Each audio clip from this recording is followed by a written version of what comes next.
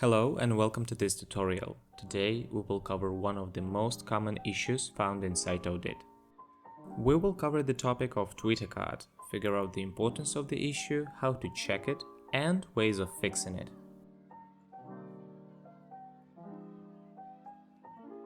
The use of microdata for generating a Twitter card helps to make a post on social media as informative and attractive as possible. In its turn, this increases the user trust in the website and the number of clicks on your post.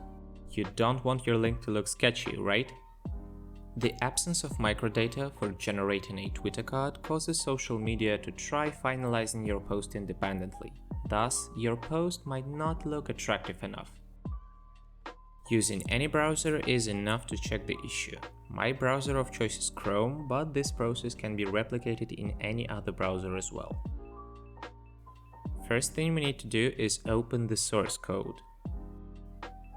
To do this, do a right-click at any spot of the page and choose Browse the Code option. The source code must contain microdata for Twitter. It might be easier to use page search, as I'm doing right now.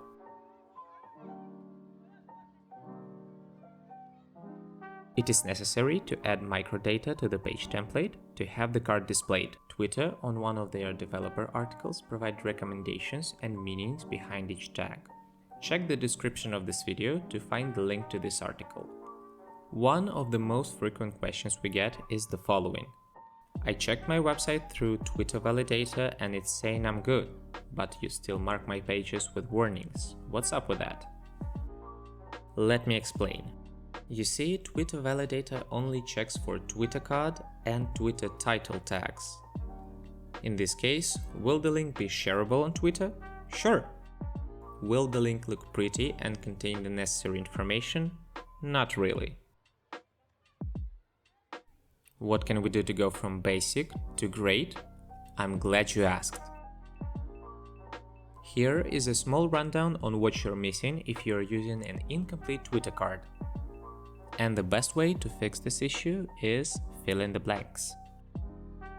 Our app requires a specific set of tags to pass the check. It is recommended to apply the following tags you see on the screen right now. You can copy this information in the description of this video, or you can get it in How to Fix section on sitechecker.pro. That's all for today's tutorial. Have a nice day.